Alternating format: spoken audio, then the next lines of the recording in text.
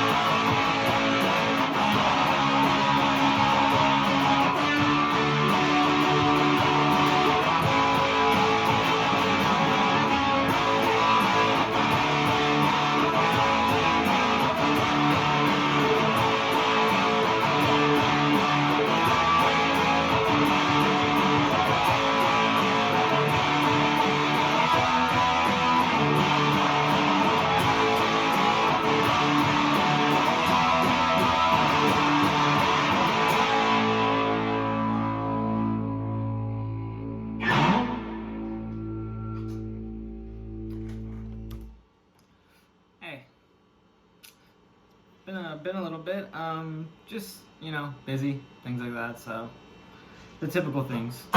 So yeah, wow, that was really stupid. Pretty cool song. Mount Eddy's, you know, there's some pretty rad dudes. So yeah, I did it again, but yeah. Anyways, basically everything starts on the 5th fret, and it's like a normal bar chord, so obviously, you know, index finger, bar the 5th fret, ring finger A, 7th fret, pinky D, 7th fret, and then middle finger G, 6th fret, so. And there's a little bit of a weird strumming pattern. It's most of the time you're gonna be strumming up, so like that. So I'll just play it really quick and then I'll like explain it, I guess. So basically it's just.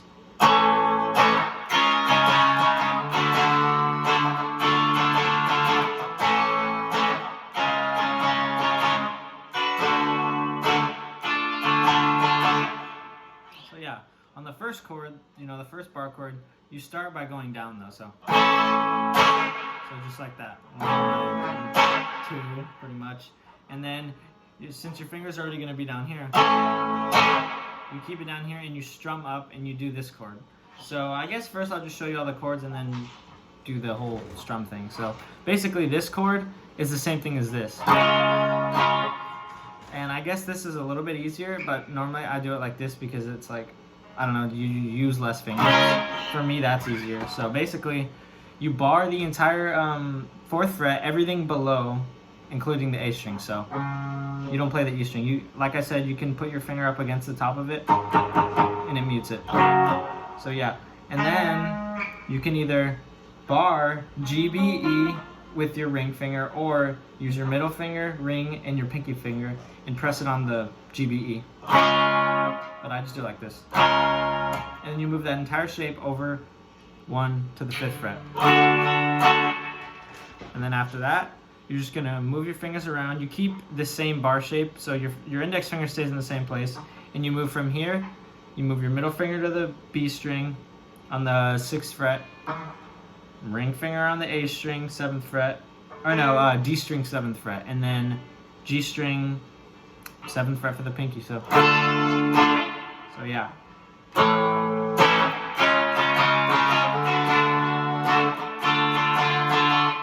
So you start off strumming down, like, you know, and you don't come back up with it. It's just, and then you switch and you strum up. That's the first strum you do. So, and then the same thing.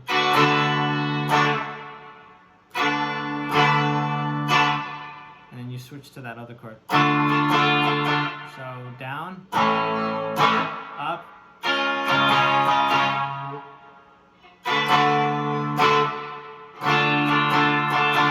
So yeah, that's the only reason I stress the strumming pattern is because it's really like, you know, it doesn't totally matter, but it sounds just a lot more like the song when you do it how it's supposed to be strummed, and strummed from the top rather than, you know, from the bottom, I mean, rather than the top. So just play it for however long.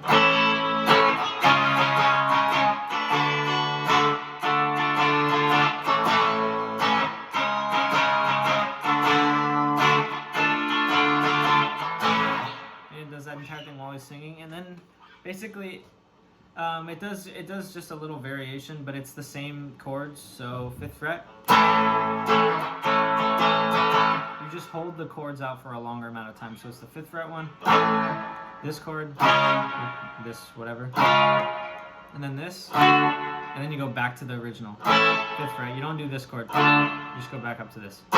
So it's like this. It's just you hold it out for longer.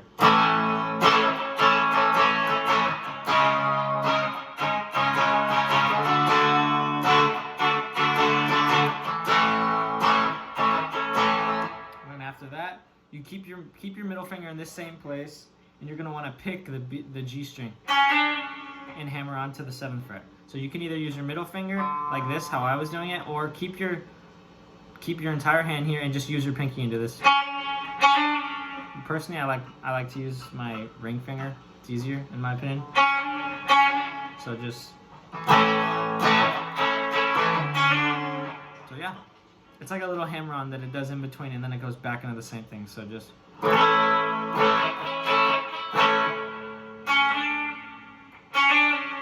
And then back.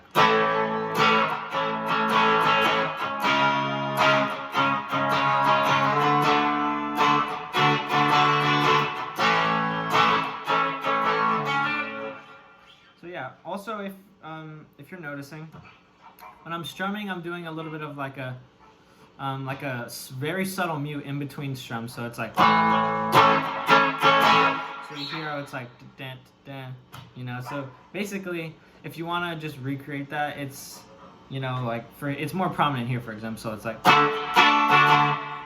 basically, you lift your fingers up very slightly. You keep your fingers resting on these strings, but, you know, instead of pressing it down, so you can hear the chords, you lift it up a little bit, and you like flick your wrist a little bit, so it's like I said. So just if anything, just try that. Leave your fingers there, resting on top of the strings, but don't press down. Just make sure they're laying on top and strum, and it sounds like this. It's like muting. So you do that in between strums, so it's like.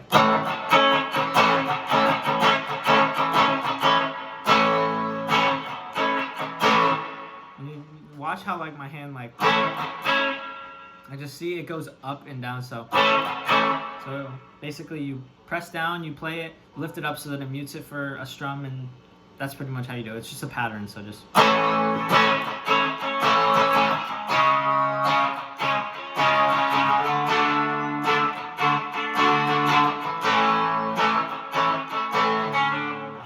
So that's that little strumming part.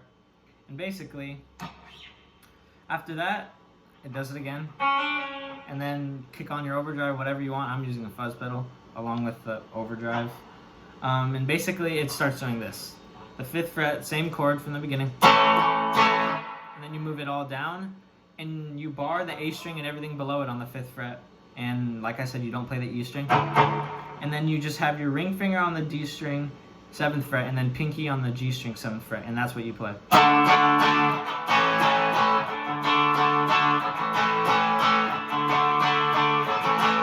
And don't mind my middle finger. My middle finger right here, when it does this, it's just resting on top of this finger. So just think about it like this.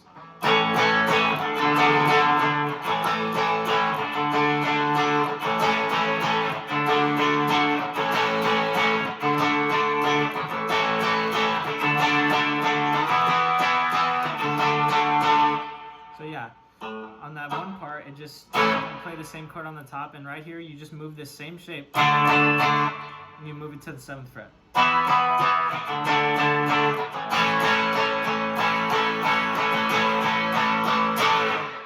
And then that's basically when that part ends. And then the entire thing repeats again, you know, same strumming pattern. And then once it gets to the end, you have your overdrive on the entire time. And instead of like having that little gap, that little break to where it goes back into this, basically you just keep it going. So after, you know, like you'll hear the change in the song. You know, I think he starts saying like, won't you like hug me, hold me, whatever. Basically, instead of, you know, just going back to this.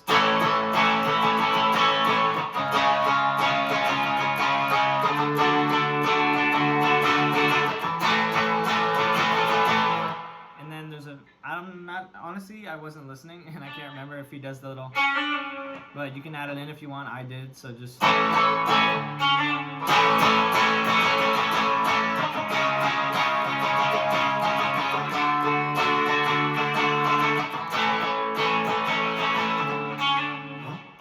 So yeah, that's, you know, the same strumming patterns. They just repeat throughout the entire song. That's pretty much it, you know. The only other part is just the very subtle guitar that plays in the background, and it kind of goes along with his lyrics, so that like helps, you know, like that helps you know what to play, kind of. So basically it's this. So,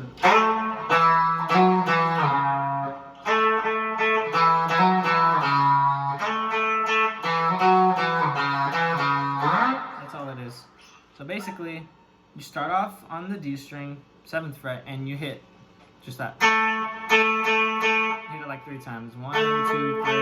You move your finger up 1 to the A string, same fret, 7th fret, and then you kind of like, you could either hammer on or just, so just 7, 9, 7, same string, 7, 9, 7, and then you slide it down to the 4th. So. And then you repeat it. Except on this last part, you take it to the 7 or the 4, and you like hammer onto the 7. So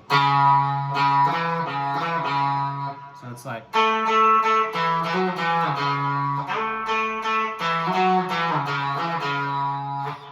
And that's it. It does it like once. So that's pretty much it.